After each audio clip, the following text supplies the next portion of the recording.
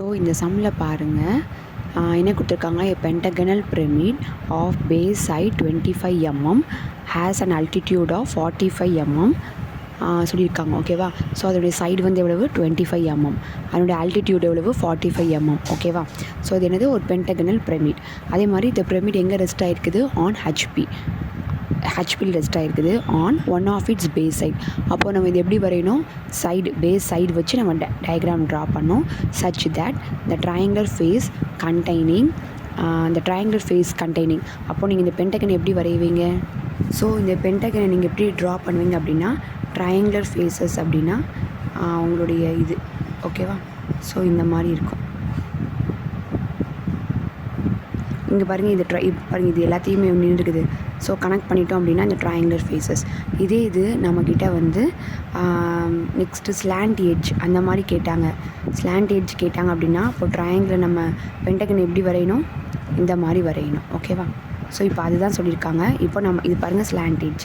இப்போ நம்மக்கிட்ட கேட்டிருக்கிறது ட்ரையாங்குலர். ஓகேவா? ஸோ இதுதான் நம்ம வரையணும்.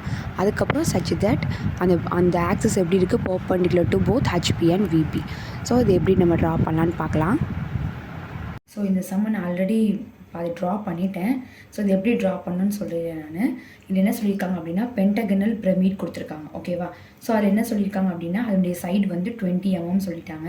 அது எங்கே ரெஸ்ட் ஆகிருக்குது அப்படின்னா ஹெச்பியில் வந்து ரெஸ்ட் ஆகிருக்குது. ஓகேவா? ஸோ நெக்ஸ்ட் அதனுடைய ஹைட் வந்து 45 mm சொல்லியிருக்காங்க. ஓகேவா? இது வந்து பேஸ் சைடு இருக்குது. அப்படி இல்லைன்னா என்ன சொல்லியிருக்காங்க அப்படின்னா இந்த ட்ரையாங்குலர் ஃபேஸஸ். ஸோ ட்ரையாங்குலர் ஃபேஸஸில் நெக்ஸ்ட் பிரமிட் கேட்டாங்கன்னா இது மாதிரி வரையணும் அப்படின்னு அவங்கக்கிட்ட சொல்லியிருந்தேன். ஓகேவா? ஸோ இப்போ வந்து பேஸ் வந்து நமக்கு எவ்வளோ சொல்லியிருக்காங்க அப்படின்னா 25 mm சொல்லியிருக்காங்க. ஸோ அதனால் என்ன பண்ணுங்கள், ஸோ இந்த பாயிண்ட்லேருந்து 2.5 cm ஸ்கேல் எடுத்துக்கோங்க. ஓகேவா? ஸோ நெக்ஸ்ட் நீங்கள் என்ன பண்ணணும் அப்படின்னா அதனுடைய ஒரு எட்ஜிலேருந்து இந்த எட்ஜிலேருந்து என்ன பண்ணுங்கள் அப்படின்னா உங்கள் ப்ரொடக்டரை ப்ளேஸ் பண்ணிவிட்டு 105 வரைஞ்சிக்கோங்க. 105 டாட் பண்ணிவிட்டு என்ன பண்ணுங்கள், லைட்டாக ட்ரா பண்ணிக்கோங்க. அதே மாதிரி என்ன பண்ணுங்கள், இந்த கார்னரில் உங்களுடைய ப்ரொடக்டரை ப்ளேஸ் பண்ணிவிட்டு என்ன பண்ணணும் 108 எடுத்துகிட்டு என்ன பண்ணுங்கள், அதையும் என்ன பண்ணுங்கள் லைட்டாக ட்ரா பண்ணிக்கோங்க. ஓகேவா? ஸோ லைட்டாக ட்ரா பண்ணிவிட்டு நெக்ஸ்ட் என்ன பண்ணுங்கள், உங்கள் காம்பஸில் இது ரெண்டுத்தையும் மெஷர் பண்ணுங்கள். ஓகேவா? ஸோ காம்பஸில் ரெண்டுமே என்ன பண்ணுங்கள் மெஷர் பண்ணிவிட்டு என்ன பண்ணோம் அப்படின்னா இப்போ நான் மெஷர் பண்ணிவிட்டு என்ன பண்ணோம் அப்படின்னா இந்த பாயிண்ட்லேருந்து சி பாயிண்ட்லேருந்து பிஓன்னு ஆர்க் அடிங்க. அதே மாதிரி டி பாயிண்ட்லேருந்து ஈக்கோன்னு ஆர்க் அடிங்க. ஓகேவா? ஸோ ஆர்க் கட் பண்ணிட்டீங்க. அப்போ நெக்ஸ்ட் என்ன பண்ணால் திரும்ப பியிலேருந்து இங்கே ஒரு ஆர்க்கு, திரும்ப இலேருந்து இந்த சைடு ஒரு ஆர்க் கட் பண்ணிங்கன்னா உங்களுக்கு இந்த பாயிண்ட் கிடச்சிரும். ஓகேவா? இதை நீங்கள் நெக்ஸ்ட் நீங்கள் என்ன பண்ணுங்கன்னா டார்க்காக ஜாயின் பண்ணிக்கோங்க. நெக்ஸ்ட் என்னது, இப்போ இந்த சென்டர் பாயிண்ட்டை மார்க் பண்ணணும். ஸோ இந்த சென்டர் பாயிண்ட் எப்படி மார்க் பண்ணணும் அப்படின்னா இந்த சைடு வந்து எவ்வளவு நமக்கு கொடுத்துருக்காங்க 2.5 cm கொடுத்துருக்காங்க. ஓகேவா? அப்போ 2.5ல் ஹாஃப் எவ்வளவு 1.25. அப்போ என்ன பண்ணணும், 2க்கும் 3க்கும் சென்டரில் நம்ம என்ன பண்ணணும் பாயிண்ட்டை மார்க் பண்ணிக்கணும். ஓகேவா? மார்க் பண்ணிவிட்டு என்ன பண்ணணும் அப்படின்னா இந்த ஆப்போசிட்டில் இருக்கிற கார்னர்ஸோட ஜாயின் பண்ணிடணும். ஓகேவா? அதே மாதிரி என்ன பண்ணுங்கள், இந்த பேஸ். ஓகேவா? இது பாருங்கள், இது ஒரு பேஸு, இதுக்கு ஆப்போசிட் கார்னர் தானே. அப்போ நீங்கள் என்ன பண்ணுங்க அப்படின்னா இந்த 2.5ல் ஹாஃப் அளவு 1.25, இந்த 1.25யும் இந்த ஆப்போசிட் கார்னர்ஸும் ஜாயின் பண்ணிடுங்க. நமக்கு சென்டர் பாயிண்ட் ஓ கிடச்சிடும். ஓகேவா? நெக்ஸ்ட் என்ன பண்ணுங்கள், அந்த லைட்டாக இருக்கிற இதெல்லாம் ரப் பண்ணிவிட்டு இந்த ஓலேருந்து எல்லா கார்னர்ஸும் ஜாயின் ஆகிற மாதிரி என்ன பண்ணுங்கள் லைட்டாக ட்ரா பண்ணிக்கோங்க. நெக்ஸ்ட் என்ன சொல்லியிருக்காங்க அப்படின்னா அப்புறம் இந்த ஏ பாயிண்ட் நம்ம என்ன பண்ணோம் மேலே ப்ரொஜெக்ட் பண்ணோம். அதே மாதிரி பிங்கிற பாயிண்ட்டை மேலே ப்ரொஜெக்ட் பண்ணிடும், சிடிங்கிற பாயிண்ட்டை மேலே ப்ரொஜெக்ட் பண்ணிக்கணும். ஓகேவா?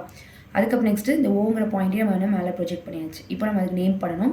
ஸோ கீழேருந்து நம்ம நேம் பண்ணுறதுனால ஃபஸ்ட்டு இது ஏ இங்கே தெரியும், ஏ டேஷ். இங்கே பார்க்கும்போது பி டேஷ்னு தெரியும், இ டேஷ் தெரியாது. அதே மாதிரி சி டி டேஷ்னு தெரியாது, அதெல்லாம் ஹிட்டனால ப்ராக்கெட்டில் போட்டாச்சு. நெக்ஸ்ட்டு ஓ, இது என்ன பண்ணுங்கள் மேலே ஓ டேஷ் போட்டுக்கோங்க. நெக்ஸ்ட் நம்ம சென்டர் இருக்கிறதுனால இதே மாதிரி ஒரு லாங் ஒரு டாட், ஒரு லாங் ஒரு டாட், ஒரு லாங் ஒரு டாட் இதே மாதிரி ப்ளேஸ் பண்ணிக்கணும். ஓகேவா? நெக்ஸ்ட் என்ன பண்ணுங்கள் அப்படின்னா இவங்க என்ன சொல்லியிருக்காங்க அப்படின்னா நெக்ஸ்ட்டு அந்த இது வந்து எப்படி இருக்கும் அப்படின்னு சொல்லியிருக்காங்க அப்படின்னா அந்த ட்ரையாங்குலர் ஃபேஸ் வந்து இந்த ஆக்சஸ் வந்து எப்படி இருக்குதுன்னா விபிக்கு இன்க்ளைண்டாக இருக்கும், பெர்பெண்டிகுலராக இருக்குது. அதே மாதிரி ஹெச்பிக்கும் பெர்பெண்டிகுலராக இருக்குதுன்னு சொல்லியிருக்காங்க. ஓகேவா?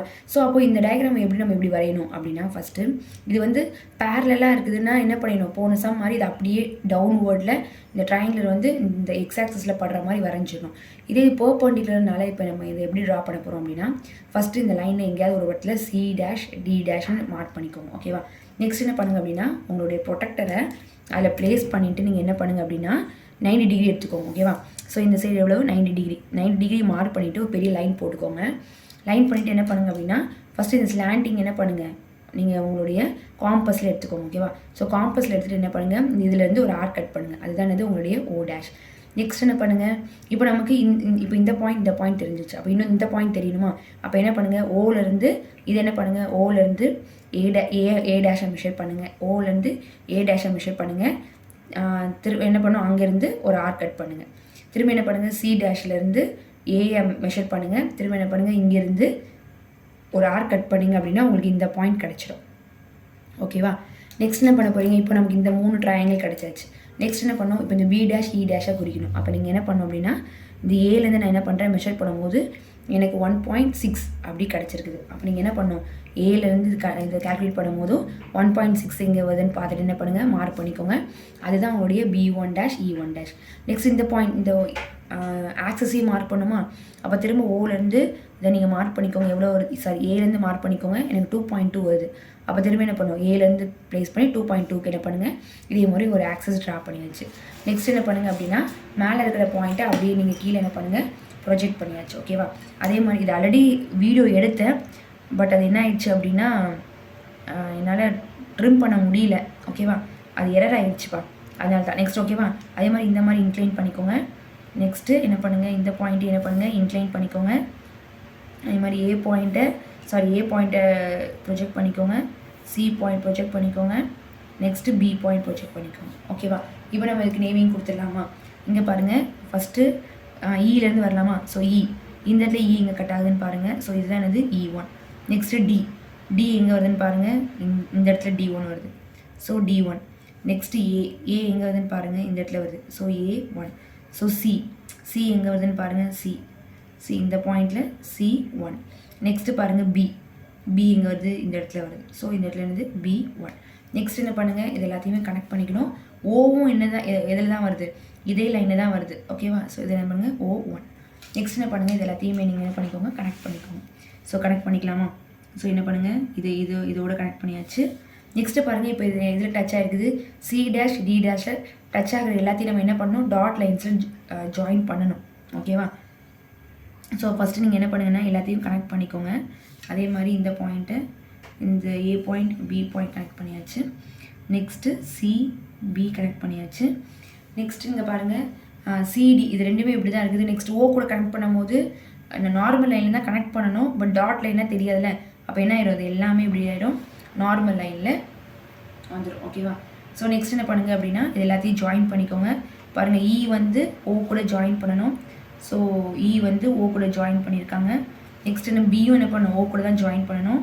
அதே மாதிரி பி ஓ கூட ஜாயின் பண்ணியாச்சு. ஓகேவா? நெக்ஸ்ட்டு A1 வந்து ஓ கூட ஜாயின் ஆகிருக்குது. அப்போ திரும்ப என்ன பண்ணுவோம், A1 வந்து ஓ கூட ஜாயின் ஆகிருக்குது. ஸோ ஓகேவா? ஸோ இதுதான் அவங்களுடைய டயக்ராமுடைய அவுட்புட். நெக்ஸ்ட் இதுக்குள்ள நீங்கள் மார்க் பண்ணலையோ, நீங்கள் என்ன பண்ணுங்கள், அதுக்கு டைமென்ஷன் மார்க் பண்ணிக்கோங்க.